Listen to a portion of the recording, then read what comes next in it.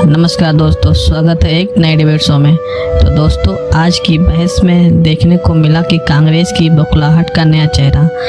जब एनसीईआरटी ने मुगलों की असली क्रूरता को इतिहास में जगह दी तो कांग्रेस प्रवक्ता को जैसे मिर्ची लग गई। कभी मनुस्मृति का बहाना तो कभी मुगलों का डर दिखाने का आरोप। सच बताना अब इनके लिए विकृति बन गया है। आइए देखते हैं कैसे बीजेपी प्रवक्ता सुधांशु त्रिवेदी ने कांग्रेस प्रवक्ता को जमकर धोया और उनकी बोलती बंद की। चलिए शुरू करते हैं। मैं समझ से मेरे परे है कि इतिहास के क्रूर आक्रांता विदेशी लुटेरों के साथ आज के भारत का कोई वर्ग अपने को क्यों जोड़ता है। अगर हम कहते हैं कि विंस्टन चर्चिल बंगाल के फेमाइन के लिए जिम्मेदार था और अगर जनरल डायर ने गोलियां चलाई, अगर करजन और वेलेजली से क्लाइव से लेकर माउंटबेटन तक कोई ईसाई अपने को नहीं जोड़ता, तो मेरे भाई बाबर, तुगलक, औरंगजेब से मुसलमान क्यों जोड़ता है। समझाना तो उसे चाहिए कि तुम्हारा उससे कोई कनेक्शन नहीं है। बात तो सही है। कोई ईसाई नहीं कहता कि गेटवे ऑफ इंडिया और इंडिया गेट मेरे बाप ने बनवाया है, मगर खैर वो बाप आप थे नहीं थे वो एक अलग बात है। मगर क्यों भारत का एक राजनीतिक वर्ग खड़े होकर कहता है कि कुतुब मीनार से लेकर लाल किला तक फलाना ढिमाका हमारे बाप ने बनवाया। और जहां तक अत्याचारों की बात है तो मैं पूछना चाहता हूं, अगर होलोकॉस्ट म्यूजियम बनता है जिसमें नाजियों के द्वारा यहूदियों का होलोकॉस्ट हुआ, इससे कोई जर्मन अपनी फीलिंग्स को हर्ट करते हुए नहीं देखता। फिल्में बनती हैं शिंडलर्स लिस्ट से लेकर सेविंग प्राइवेट रियॉन तक। तो कोई आज की जर्मनी में नहीं कहता कि Rudolf Hess, Adolf Hitler, Hermann Goering और एडोल्फ आइकमैन ये मेरे आदर्श हैं।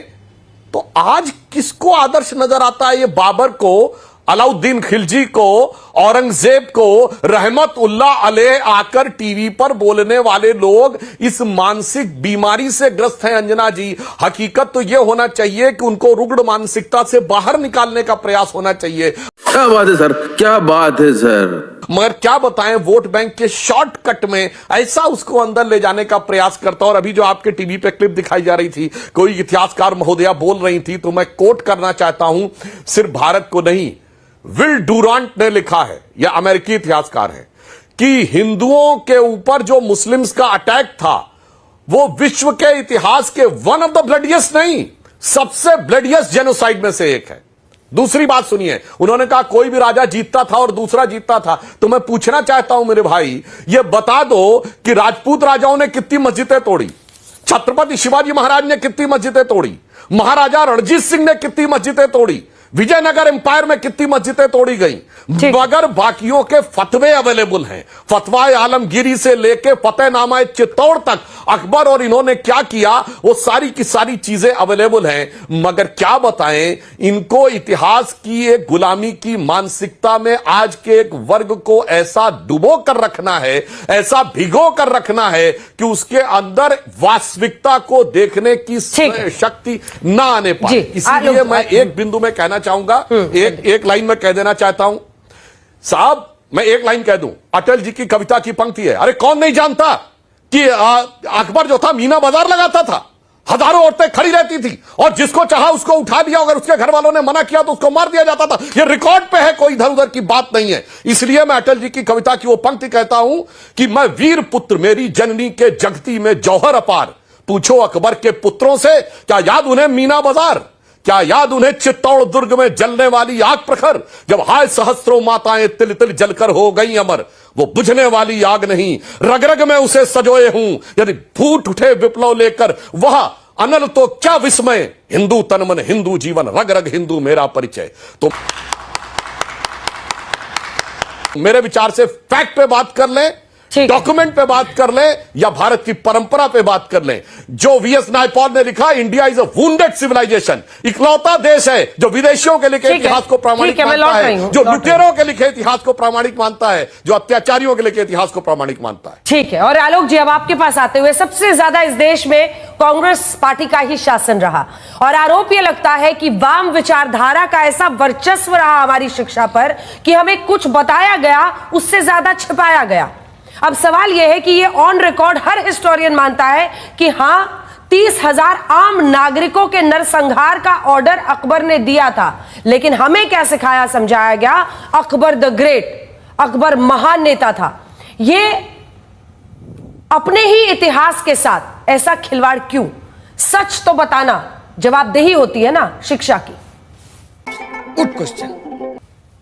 और तमाम चीजें ऐसी की गई हैं जिसमें वर्ण व्यवस्था को बहुत बढ़ा चढ़ा कर दिखाने की बात की गई, क्योंकि ये तो मनुस्मृति वाले लोग हैं। और दूसरी तरफ जो मुगल काल की अच्छी चीजें भी थी, मैं नहीं कहता कि सभी कुछ अच्छा था, सभी कुछ खराब था। आज मोदी जी के शासनकाल में बहुत कुछ खराब है, उसके लिए हम रोज आलोचना करते हैं। कोर्ट का जो सिस्टम था, आर्ट एंड कल्चर था, एडमिनिस्ट्रेशन था, फाइनेंशियल मैनेजमेंट था, बहुत सी चीजें उस समय की अच्छी भी थी, उनको पूरी तरह से हटाने का काम किया है। हम ट्रेडिशनली पढ़ते आते थे 6th क्लास में एंशिएंट इंडिया, 7th में मेडिवियल, 8th में modern India. New education policy में सबको खिचड़ी बनाने का काम पूरी तरह से किया, और ये आज से नहीं कर रहे। इन्होंने हेडिंग हटाया है era of one party dominance. अरे भाई, क्या प्रॉब्लम थी अगर कांग्रेस के बारे में वहां पर कुछ लिखा था? डाइवर्सिटी एंड डेमोक्रेसी हटा दिया गया है, चैलेंजेस ऑफ डेमोक्रेसी हटा दिया गया है। तो आज जहर घोलने के लिए कन्वीनियंट सूटेबल नहीं थी, उनको हटाने का काम किया। सुधांशु जी इसका जवाब ये लोग हिस्ट्री में जीना चाहते हैं। मैं अंतिम बात कहना चाहूंगा, जम्मू कश्मीर के ऊपर भी और कास्ट कॉन्फ्लिक्ट्स के ऊपर भी तमाम जो चीजें इनको सूट नहीं करती थी मनुस्मृति के अकॉर्डिंग, उनको सबको हटा दिया गया। गौधरा को डाउन करो, पंडित नेहरू को हटा दो। इनके 3 ही टारगेट हैं। मुगल काल को दिखाकर हिंदुओं में भय पैदा करो, ऐसा ना हो जाए कहीं हमें वोट। अरे कीड़े पड़े तुम्हारे मुंह में। कांग्रेस ने बहुत गलत कर दिया है, कांग्रेस को हटा दो। और तीसरा, मनुस्मृति किस तरह से उसके विभिन्न पहलुओं को आज के संदर्भ में लागू किया जाए, केवल ये। तो दोस्तों, जैसे कि आपने अभी डिबेट में देखा कि कांग्रेस प्रवक्ता कहते हैं कि बीजेपी ने वो बातें हटा दी जो मनुस्मृति के अनुसार नहीं थी। पहली बात तो मनुस्मृति कोई संविधान नहीं, एक प्राचीन ग्रंथ है। दूसरी बात, कांग्रेस जब सत्ता में थी तब क्या उन्होंने बाबर, औरंगजेब और टीपू सुल्तान के अत्याचारों को क्यों नहीं हटाया? हटा देना चाहिए था उनको भी। उल्टा इतिहास को इस तरह लिखा गया कि क्रूरता भी गौरव लगने लगे। अब जब झूठ का पर्दा हट रहा है तब कांग्रेस को मनुस्मृति याद आ रही है। सच बोलने पर मिर्ची लगे तो पहले आईना देख लो। इतिहास से जो गुनहगार निकले हैं वो कांग्रेस के दरबार में महापुरुष बनते आए हैं। जो खुद किताबों में झूठ भरते आए हैं, अब वही नैतिकता का पाठ पढ़ा रहे हैं। वारे कांग्रेसियों। चलिए सुधांशु जी जवाब दीजिए। आलोक शर्मा जी ने मेरी बात को साबित कर दिया। मैंने कहा था मुगलों का आज का क्या कनेक्शन है, इन्होंने साबित कर दिया कनेक्शन है, और यह कनेक्शन बनाए रखना चाहते हैं। इसी मानसिकता ने देश को नुकसान पहुंचाया है। और यह मनुस्मृति की बात करते हैं। मनुस्मृति की एक चीज आज लागू नहीं है, और यदि आप उस रूप में मानेंगे तो सिर्फ एक ही प्रांत था जहां उस ढंग की चीज लागू थी कि जन्म से जो व्यक्ति सफाई कर्मचारी होगा उसका बेटा पीएचडी करके भी सफाई कर्मचारी रहेगा। कश्मीर में धारा 370 में वाल्मीकि समाज के लिए, और आप लोगों ने उसको चला के रखा था। मैं एक दर्जन उदाहरण बता सकते हैं जो शरिया के लागू हैं। जो इमारती शरिया आपने संविधान में पिछले दरवाजे से बाबा साहब के अंबेडकर के संविधान में आपने घुसपैठ लगाकर सेंध मारकर किया। मैं चैलेंज करके कहता हूं आलोक शर्मा जी को, एक प्रावधान बताएं जो मनुस्मृति का लागू है। एक दर्जन बता रहा हूं शरिया के।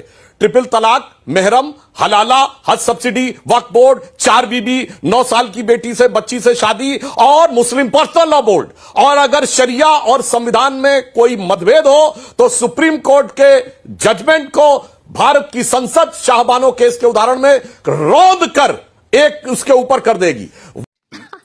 सही पकड़े हैं। वक्फ बोर्ड में वक्फ बाय यूजर, वो शरिया जो पूरे दुनिया में किसी अरब और ईरान में भी नहीं है। और हिंदुओं के लिए प्लेसेस ऑफ वर्शिप एक्ट, और उस जमाने में जब बेरोजगारी से देश जूझ रहा था तब ये प्लेसेस ऑफ वर्शिप एक्ट ला रहे थे। और मैं इनसे यह भी पूछना चाहता हूं आलोक शर्मा जी, आप बहुत मनुस्मृति करते हैं, आप क्या दूसरों को अपने से कम मानते हैं? बोलिए हां या ना। मैं तो नहीं मानता कि हिंदू समाज का कोई व्यक्ति हमसे कम है। बताइए, आप मानते हैं? नहीं मानते ना। मगर मुस्लिमों में वो कहते हैं कि हम ऊपर हैं और बाकी जो है वो काफिर हैं। और ये बाबा साहब अंबेडकर ने लिखा है।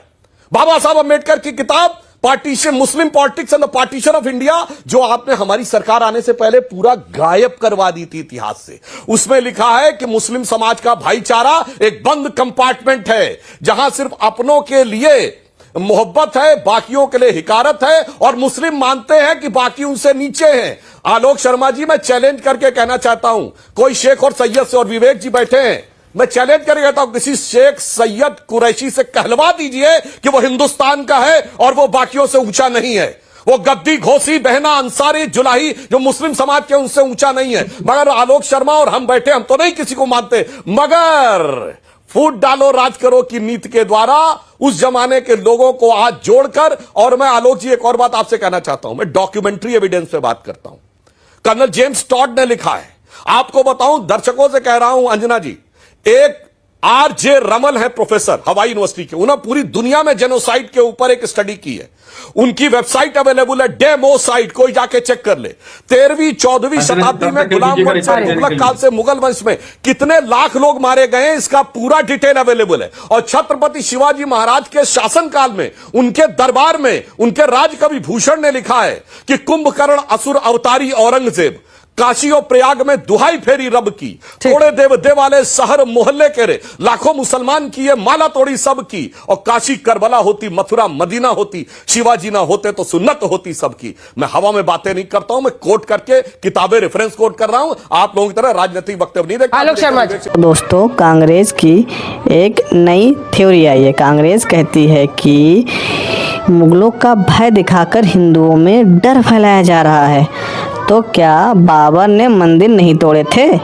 क्या औरंगजेब ने जजिया नहीं लगाया था? क्या हिंदुओं को तलवार के बल पर उनका धर्म परिवर्तन नहीं किया गया? सवाल ये नहीं है कि डर फैलाया जा रहा है, सवाल ये है कि इतिहास की सच्चाई बताना इनको डरावना क्यों लग रहा है। असल में कांग्रेस को डर सच्चाई से नहीं, वोट बैंक के खिसकने से है। जब इतिहास के गुनहगारों की असलियत सामने आती है तो कांग्रेस की नींव हिलने लगती है। मुगल का भय नहीं दिखाया जा रहा है, मुगल का सच बताया जा रहा है, और यही कांग्रेस को सबसे ज़्यादा खौफनाक लगता है। तो दोस्तों, आप इसके बारे में क्या सोचते हैं? आप कमेंट करके ज़रूर बताइए, और वीडियो पसंद आई हो तो लाइक करें, सब्सक्राइब करें। जय हिंद।